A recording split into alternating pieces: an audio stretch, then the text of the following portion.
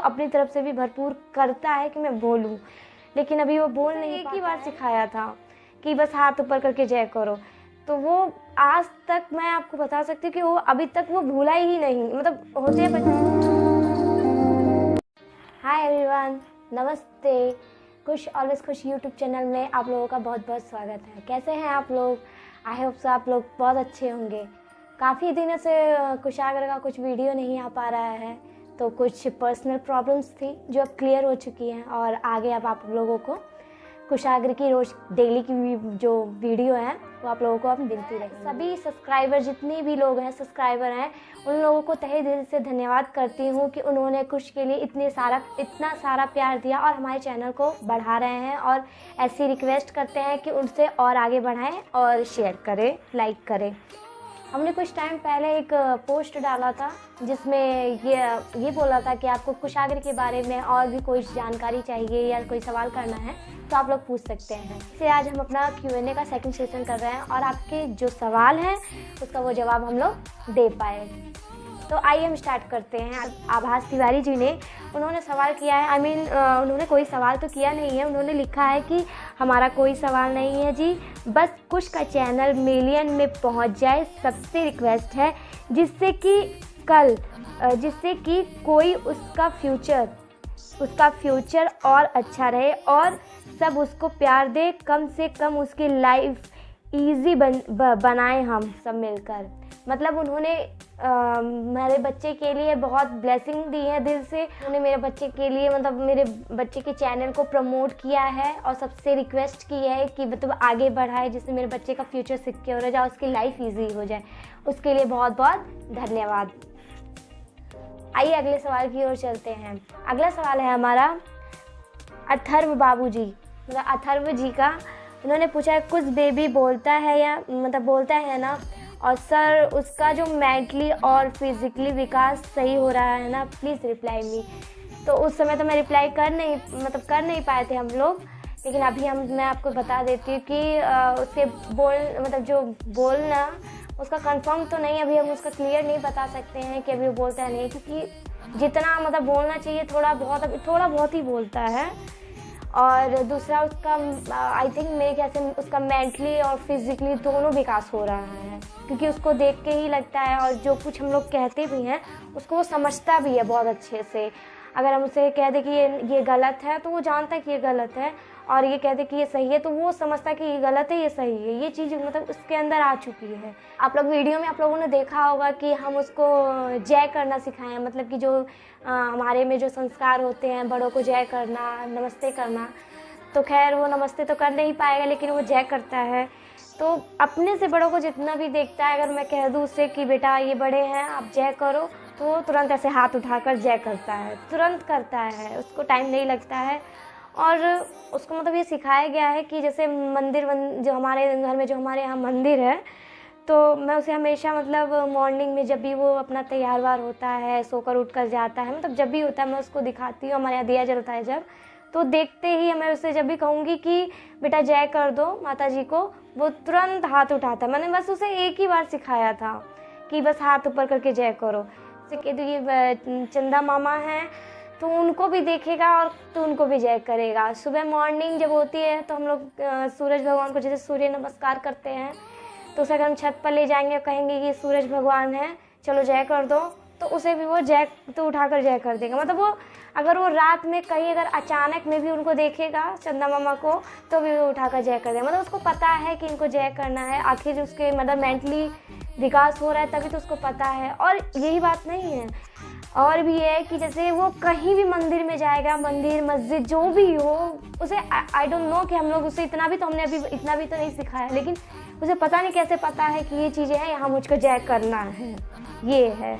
और बाकी उसके बोलने के लिए तो हम वो अपनी तरफ से भरपूर हम लोग भी प्रयास करते उसको बुलवाने के लिए, वो अपनी तरफ से भी भरपूर करता है कि मैं बोलूँ, लेकिन अभी वो बोल नहीं पाता है। लेकिन थोड़ा बहुत जैसे मामा अम्मा तो कहता ही है, और चाचा भी बोलता है, कभी कभार दादी बोलेगा, कभी कभार बुआ, मतलब एक तो उससे मूड के ऊपर है। आइए चलते हैं आगे अगले सवाल की ओर।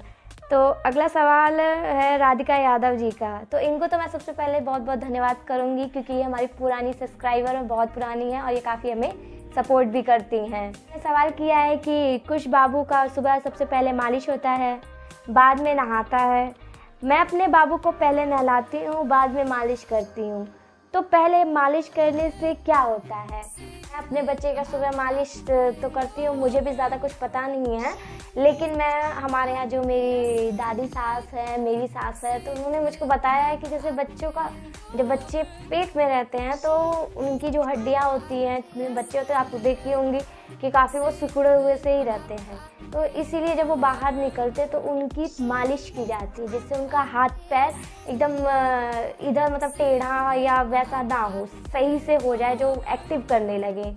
तो इसीलिए सुबह का जो टाइम होता है बच्चों का मालिश करने का, उस समय बच्चों की हड्डियाँ, मांसपेशियाँ थोड़ी लचीली टाइप में होती हैं, जिससे कि उनका शेप अच्छे से दिया जा सकता है। जैसे बहुत से बच्चों का हाथ पैर आप लोग देखे होंगे कि टेढ़ा हो जाता है या ऐसा हो जाता है, तो उस समय सुबह मालिश करने से, ऐसा मुझे बताया गया है कि उनका सुबह मालिश करने से उनके हाथ पैर काफ़ी अच्छे होते हैं, काफ़ी एक्टिव होते हैं, मसल्स मतलब जो उनकी होती है एक्टिविटी जो होती है उन लोगों की काफ़ी अच्छी हो जाती है। दूसरा, आप जो कह रहे हैं कि आप नहाने के बाद आप मालिश करती हैं, वो भी अच्छा है। मैं भी अपने बच्चे का मालिश नहाने के बाद करती, लेकिन उसका नहाने से पहले भी मालिश करती, आई मीन मॉर्निंग टाइम में।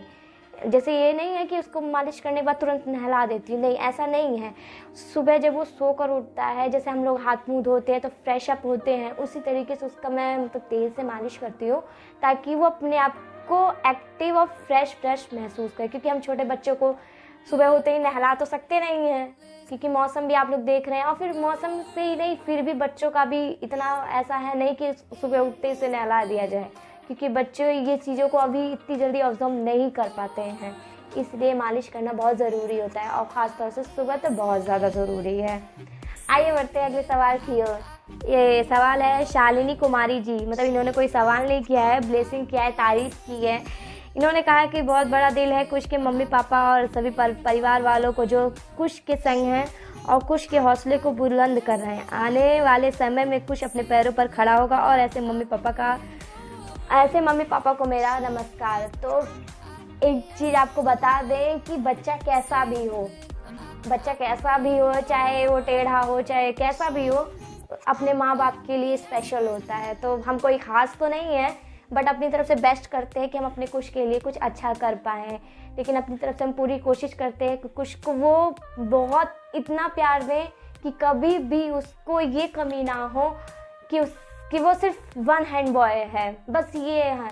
और ना ही हम उसे कभी अभी तक की मतलब टाइम में, वो 1.5 साल का होने जा रहा है, हम लोग उसे कभी ये इस बात का एहसास नहीं होने देते कि उसका एक हाथ नहीं है।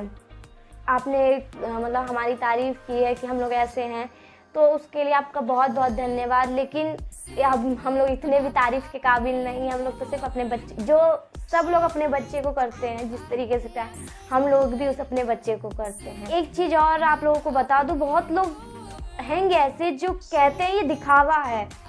तो मैं ये कहती हूँ, कोई भी माँ बाप अपने बच्चे को दिखावे की ज़िंदगी में नहीं जीते हैं।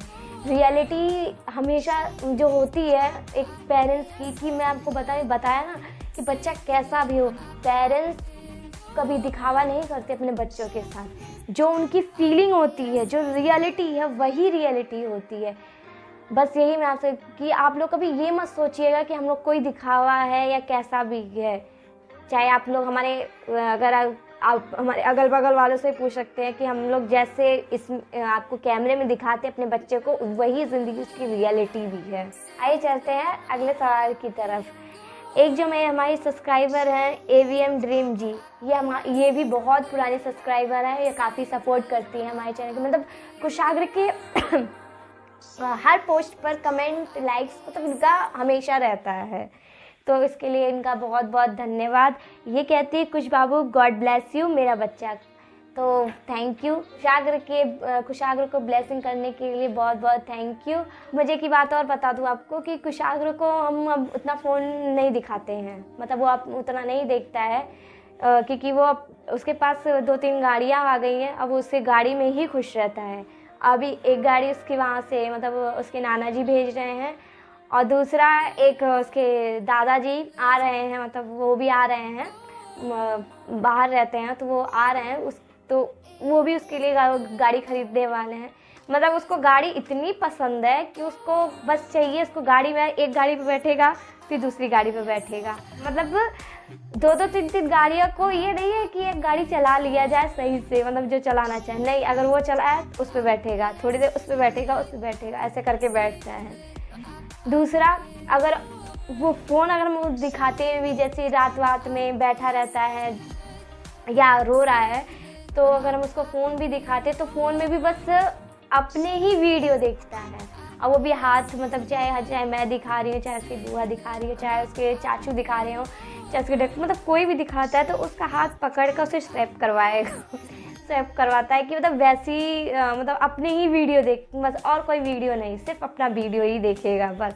ये सब्सक्राइबर जी हैं जो हमारे अजय शर्मा जी, वो कहते हैं कुशाक का फेवरेट फूड और गेम क्या है। तो आपको एक बात बता दूं कि उसका फेवरेट फूड कोई सा भी नहीं है, आप उसे जो खिलाएंगे वो खाता है। लेकिन मोस्ट इम्पॉर्टेंट बात यह है कि वो कोई भी चीज़ लगातार नहीं खा सकता।